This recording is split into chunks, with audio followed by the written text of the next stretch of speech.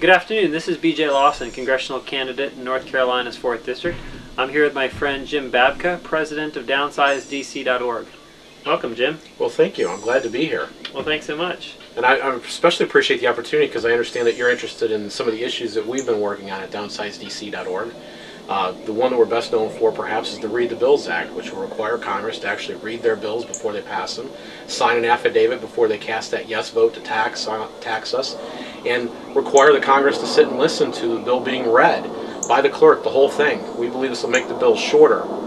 And last but definitely not least, that they would post the bill online for 7 days for the public, for watchdog groups, talk show hosts, to be able to interact with you as a member of Congress and give you their feedback as to where they stand on the bill. Absolutely. This is such valuable legislation that I would happily support. In fact, I was having a conversation with a Wall Street Journal reporter last week who wanted to talk with me about my vision to reform Washington, having read some of my articles on my campaign blog, and he asked me specifically about the Read the Bills Act, and I explained how important it was, and his response was, well, isn't that just impractical? Doesn't Washington have so much to do that they could never read all the legislation? So that gives you an idea of the mindset that we're fighting, but we absolutely need to avoid the legislative malpractice that we're getting when we allow bills to pass without people knowing what's in them. Well, obviously, coming from a group like DownsizeDC.org, we want the bills to be smaller and to pass fewer of them, and we believe the Read the Bills would be an important step. But as you talked about, legislative malpractice, another thing that a lot of people believe when they take, their high school government class, they're taught that it requires a majority to pass a bill into law, but that's simply not true. Congress routinely takes subjects that are unpopular, would never stand on their own, and combines them with sure-to-pass proposals. In fact, that's how they get a lot of their earmarks and special set-asides put in the bills. That's how a lot of the deal cutting goes on. And we believe that this would be a really effective way to address that, and that is the One Subject at a Time Act. It says, first of all, they got to pick a clear descriptive title for the bill, and everything in the bill needs to match that title, kind of like a thesis statement.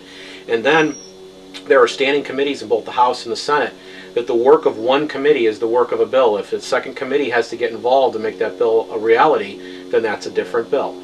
And we call this the One Subject at a Time Act. Absolutely, and I would also strongly support the One Subject at a Time Act.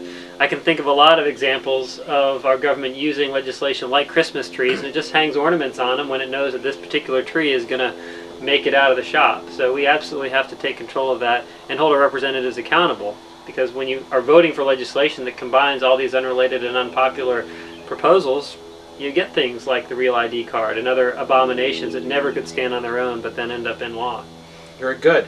Well, there's this next one kind of complements the other two, but it's a little more of an arcane issue. And a lot of people sense that something is wrong because they notice that the Federal Register, which is the part that, of the law that comes from the bureaucrats that work in the executive branch of the government, they notice that keeps expanding. And there's people over the years that have written about this and what a serious problem it is, but they don't really have a practical plan to deal with it. And to get to the root of this problem, our founding fathers set up a constitution with 3 distinct branches of government. And we the people delegated to you, working in Congress, the power to write the laws, not to unelected bureaucrats in the executive branch, not to the judges sitting on the bench. We said that it was the job of the elected representatives working for the people to write these laws. And so our proposal, the Write the Laws Act, would require that if there's going to be a regulation passed out of the executive branch, that before it actually take effect and be binding on we the people, that it has to go to Congress first and they have to approve it, and we call that the Write the Laws Act. Absolutely. I'm a strong supporter also of the Write the Laws Act. My background in medicine actually was in practice during the implementation of HIPAA. And I think a lot of people who go to the doctor have the sense that HIPAA has something to do with keeping your health information private because you sign a HIPAA privacy form. Well, when you look at how this process worked, when you got all the stakeholders and the lobbyists and the bureaucrats around the table to put together the actual regulations coming out of HIPAA, right, it ends up being a way that your health information can actually be shared with everyone who might possibly have an interest in your care. Right, right.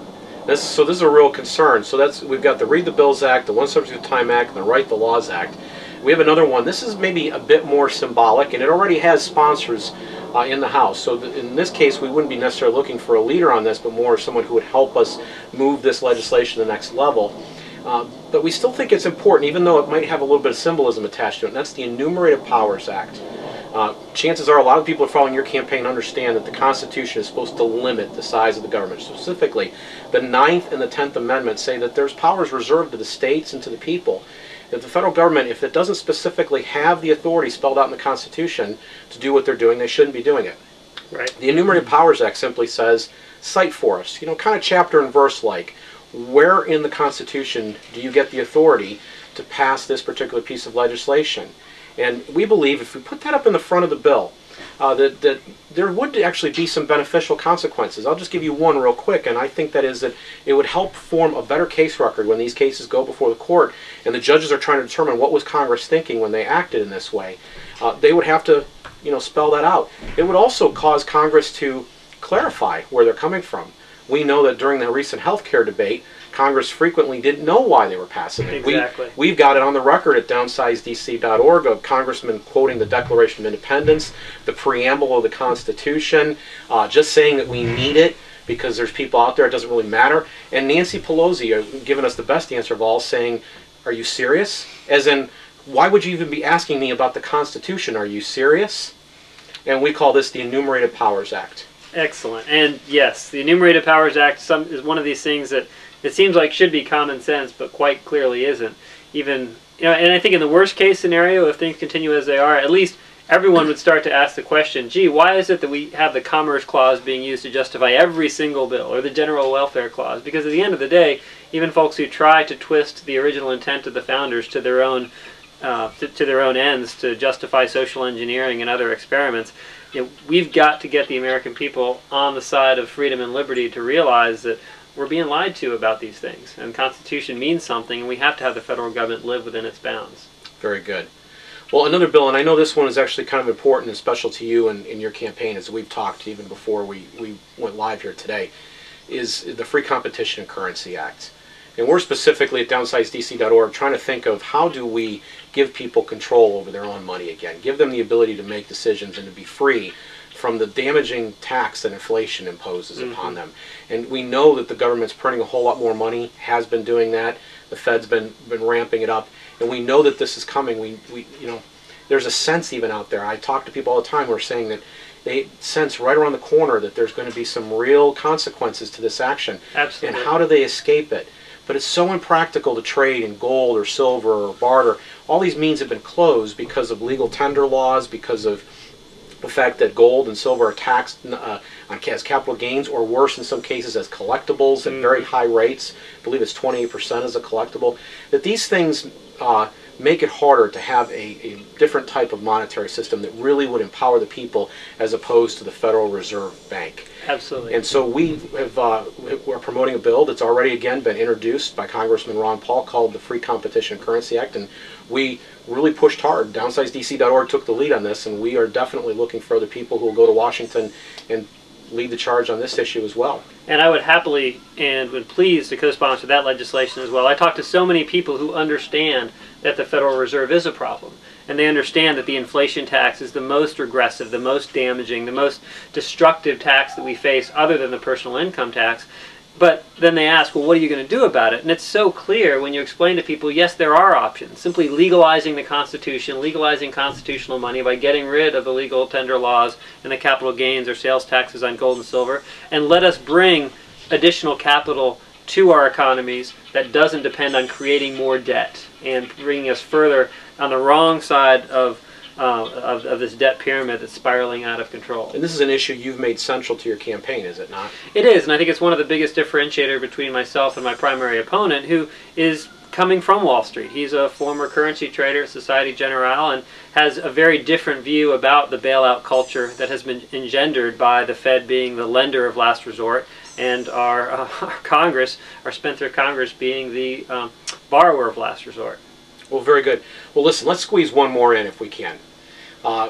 Congress runs deficits year after year after year. The debt is growing, it's mounting. You've got children, I've got children. We know the long-term unfunded liabilities, the bailouts, the national debt. You take all these together, we're approaching $100 trillion.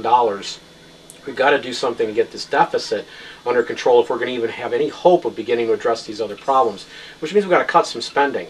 And that requires a tough choice. But where is the incentive for Congress to do the right thing?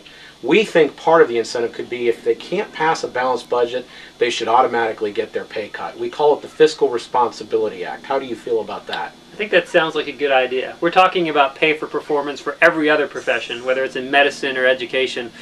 Why can't we hold our elected representatives to the same standard? Well, very good. These are all proposals that people can check out at DownsizeDC.org, and they could read these bills for themselves, and I really appreciate the fact that you're going to lead the charge, and I know other people will as well. Thanks so much, BJ. Jim.